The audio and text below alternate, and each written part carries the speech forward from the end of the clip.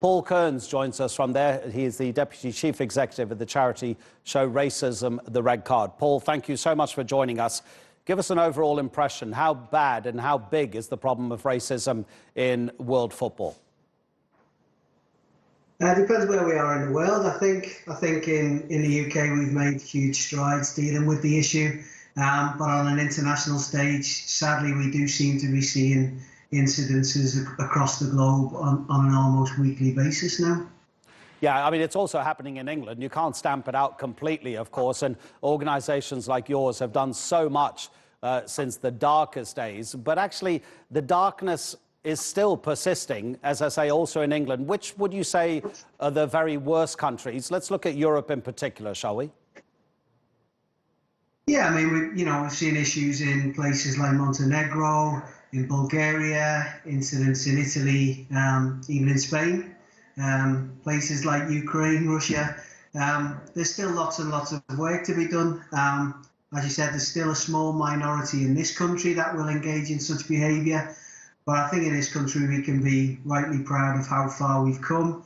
I think we have a viable and proven model that these countries could employ to try and tackle this issue, to really take it seriously and try and affect some positive change. Yeah, I mean, I'm just thinking of three names off the top of my head. Moise Kean, who plays for Juventus, being racially abused. Sully Montari, when he was at Milan from a few years ago. Samuel Eto'o, the great Cameroonian striker, when he was also playing in Italy. But none of these players, in none of these instances, Paul, has a player actually literally walked off the pitch or even indeed invited his fellow players, the 10 of them, say, together, let's leave the pitch and not come back on. When do you think we're going to get to that stage? Because so far at the moment, what does UEFA do? It fines tens of thousands of euros. It stops countries or teams playing their home games in front of any fans, in front of an empty stadium, in other words. But that doesn't seem to make any difference. I think you're right. I think in terms of players en masse walking off a pitch, I think it happened in Italy a few years ago with Kevin Prince Boateng. But the problem was that was a friendly game, and when it was raised with the Italian FA, they said if that was in a competitive match, then there would have been different consequences. In terms of UEFA, there's a protocol, three-stage protocol, which the third stage of that is the players leaving the pitch. To the best of my knowledge, in the recent England-Bulgaria game, they got to stage 2 of that protocol, where it was offered to the players the opportunity to leave the pitch.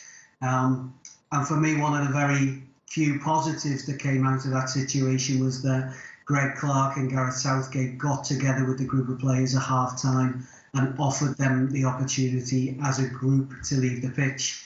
The group collectively came to a decision that they didn't want to do that they wanted to stay, finish the game, and in their opinion, to fight the racists that way. But we're probably not too far away from this kind of thing happening, from players walking off en masse as a group. We've seen an incident with Mario Balotelli a few weeks back in Italy, where he was persuaded by members of his own team and members of the opposition to stay on the pitch. But we're probably not too far away from an incident, certainly abroad, where players would leave the pitch on masse. Yeah, it doesn't help when coaches like Krasimir Balakov, who has now resigned as Bulgaria's coach after that game against England, said, no, I didn't hear anything. It seemed very obvious.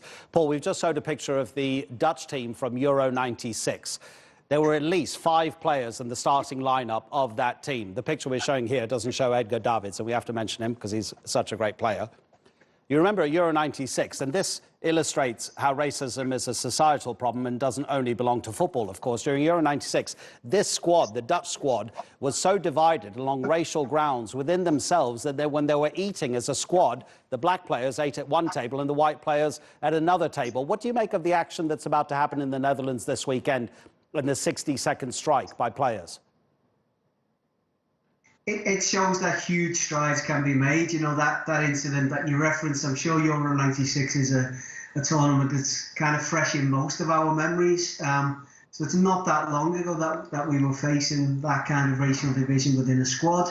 For the top 2 leagues in the Netherlands to come together and make this unified stance this week is an incredibly positive action. Gini Wijnaldum scoring the other night, and his teammate Frankie de Jong, the two of them together celebrating that goal, but referencing the colour of Wijnaldum's skin in that celebration, is again, you know, a really positive, united approach to dealing with this issue, which is the only way we will eradicate this problem. Paul, thank you so much for your time. Paul Kearns speaking to us there about the problem of racism in football. The action that he was referencing just from a few days ago, the Dutch team were playing an international game, and Wijnaldum and de Jong, as Paul said, they showed their arms and they showed that one of them's black, one of them's white, and it made no difference. A goal is a goal.